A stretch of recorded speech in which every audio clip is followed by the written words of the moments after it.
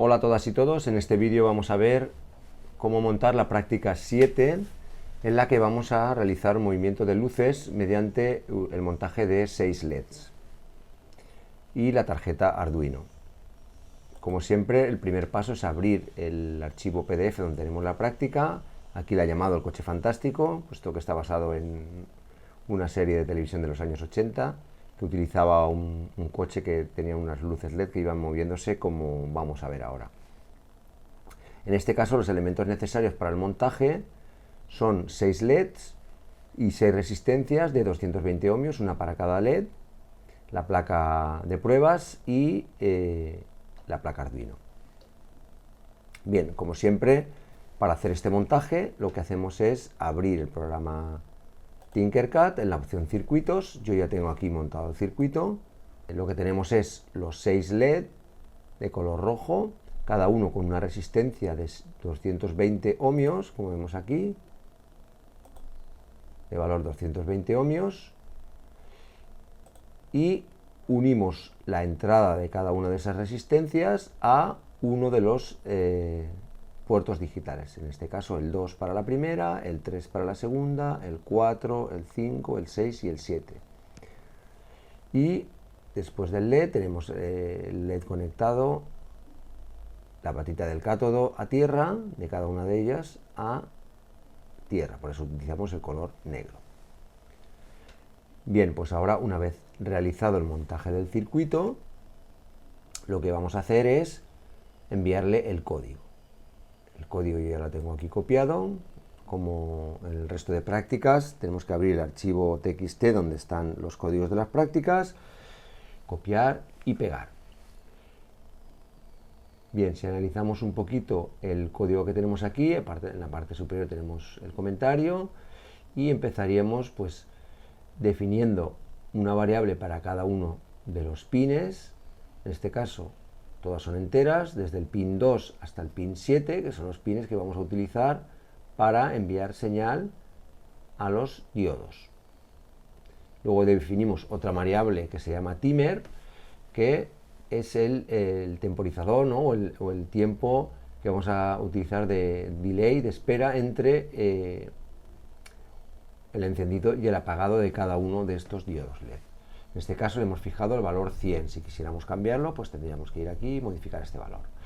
En el void setup, como siempre, pues definimos con la función pinMode, indicamos cada uno de los pines si van a ser de entrada o de salida. En este caso todos son de salida, por tanto pinMode pin 2 output, pinMode pin 3 output y así hasta llegar al pin 7. Y luego en el void loop tenemos el código necesario para que se enciendan y se apaguen cada uno de los diodos LED en orden. Empezaríamos con la función digital bright, escribiríamos en el pin 2 el estado alto, 5 voltios, durante un tiempo de espera de los 100 milisegundos que hemos marcado aquí del timer. A los 100 milisegundos enviaríamos el estado low, bajo, apagaríamos el LED que está en el pin 2, y a continuación el 3, encenderíamos, apagaríamos, encenderíamos el 4, apagaríamos el 4 y así sucesivamente hasta llegar al pin 7. Y cuando ya llegamos al pin 7, pues volvemos hacia la derecha, es decir, volvemos a encender y apagar el 6, el 5, el 4, el 3 y el 2. Todo este código sería el necesario. Como vemos, es un código bastante largo, puesto que hay que introducir las instrucciones una a una. Bien, pues una vez mandado el código, iniciamos la simulación y vemos cómo se produce el parpadeo de izquierda a derecha constantemente de el tiempo que hemos indicado de 100 milisegundos. Si cambiáramos este timer a 200 milisegundos o a 300, veríamos que iniciamos la simulación, veremos que ese parpadeo se produce mucho más lento. Vamos a dejarlo en el valor inicial de 100 y vamos a volver a simular para ver que vuelve a realizar el parpadeo cada 100 milisegundos. Con esto estaría hecha la práctica 7 y lo que hay en el código de la práctica más adelante es una primera variación en la que lo que se hace es utilizar una función repetitiva, una estructura repetitiva como puede ser la estructura for, para simplificar el código. Es decir, lo que vamos a hacer es mandar este otro código, que ahora analizaremos, y ver que realiza la misma función y el funcionamiento es el mismo, sobre el mismo montaje, pero el código queda mucho más simplificado.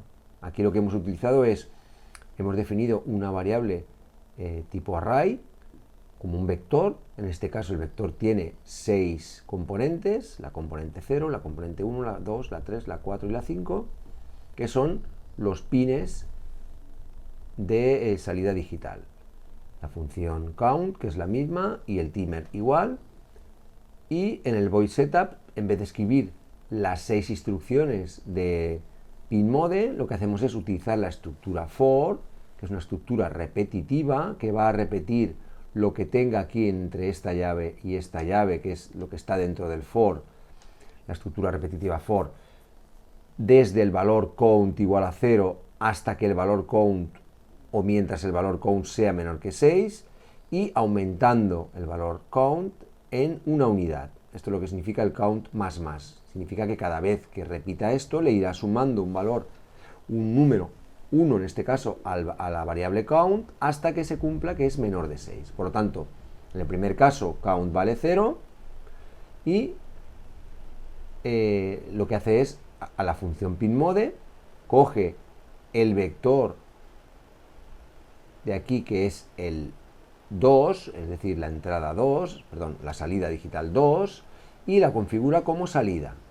A continuación repite aumentando la variable count en 1. Ahora ya no vale 0, sino que vale 1. Por lo tanto, tomo el siguiente vector, que es el vector 1, la componente 1, que es el 3, y haría lo mismo. Asigna el pinMode 3 como salida. Y vuelve a repetir esto aumentándole el count en 1, con lo cual pasaríamos de 1 a 2, es decir, la componente 2, que es 0, 1, 2, el 4, y haría lo mismo. Es decir, así hasta llegar al último elemento, hasta que sea menor que 6, y en ese caso ya ha terminado. Luego, en el void loop hacemos exactamente igual.